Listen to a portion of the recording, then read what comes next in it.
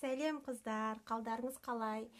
Сіздердің көпшіліктердің сұрауларыңыз бойынша бүгін мен сіздерге YouTube туралы қысқаша ақпарат беруге тырысамын. Менімен бірге болыңыздар. Егер сіз YouTube'да жұмыс істегіңіз келсе, табысқа жеткіңіз келсе, оны дәл қазірден бастаңыз. Себебі YouTube бізде Қазақстанда енді қарқындап дамып келе жатыр. Қазақстандағы YouTube, қазақша каналдар саусақ санарлықтай, мен көпсін білмейді да екен. 3-4 қана блогерді көрген влог түсіретін. Сізде сол сияқты влог түсіруіңізге болады, немесе рецепт түсіруіңізге болады. Қолыңыздан не келеді, соны халықпен бөлісесіз. Бірақ бірден айтайын, YouTube'да табысқа жету оңай дүние емес. Ең алдымен сіз канал ашуыңыз керек. Ал мен канал аштым деп кез келген видеоларын бәрін ырылдатып қоя беруге болмайды.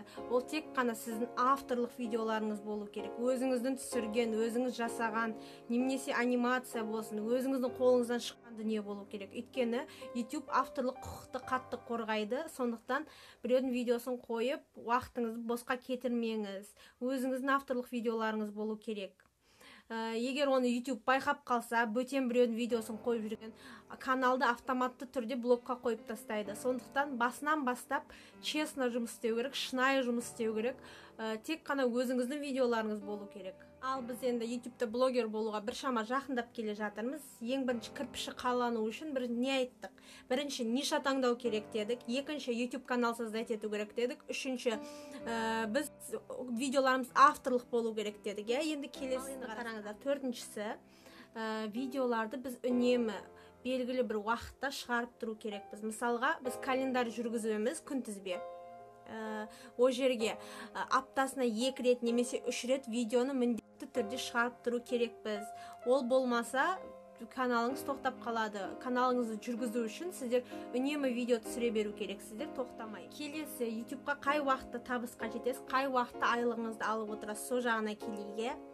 YouTube'да мынандай бар, оқырман саны 1000-ға жеткен кезде, қаралым саны 4000 сағатқа жеткен кезде YouTube'да автоматты түрде монетизацияға кетеді. Монетизация дегеніміз ол коммерческий просмотрға бізге ақша төленеді деген сөз. Коммерческий просмотр дегеніміз не десеңіздер, ол мысалға мен видеоларды көрген кезде, сіздер байқаған боларсыздар, YouTube'ды көрген кезде, видеолардың алдында бір реклама шығады, пропустить деп жазуымен. Сол рекламаны қойған үшін YouTube сізге ақша төлеп отырады.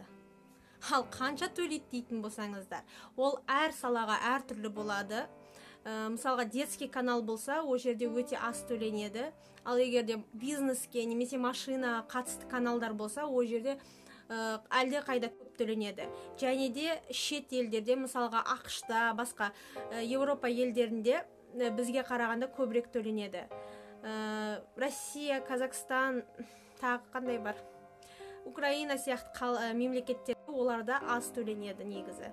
1000 қаралымға 2000 қаралымға $1 төленеді шамамен. Сіз AdSense-ке тіркелу керексіз. AdSense ол YouTube-пен партнерка болып есептелінеді. Сіз сол AdSense арқылы ақшаңызды алып отырасыз. Ол жерде YouTube сізден реклама көрсеткен үшін 40%-ын алып отырады, сізге 60%-ын беріп отырады. Сонда шамамен сіз егер миллион просмотр жинасаңыз, онда сізге шамамен просмотр есептеген кезде $400-500 қолыңызға тиеді. Оны сіз кез келген Қазақстанның банкі арқылы, международный перевод арқылы аударып аласыз өзіңіз. Дәл қазір сіз YouTube каналыңызды жүргізіп бастасаңыз, сізде мүмкіндік әлде қайда көп болады. Себебі қазақша YouTube каналдар өте аз.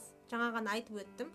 Сондықтан дәл қазір бастағандарыңыз жөн деп ойлаймын. Қыздар, менің бұндай форматтағы бірінші видеом, сондықтан мені қатты сөкпеулеріңізді сұраймын. Алдағы уақытта егер бұндай видео ұнап жатса, мен сіздерге YouTube'да қалай канал ашу керек, AdSense-те қалай тіркелу керек, алғашқы 1000 оқырманды қалай жинау керек деген сияқты видеолар түсіруге тырысамын.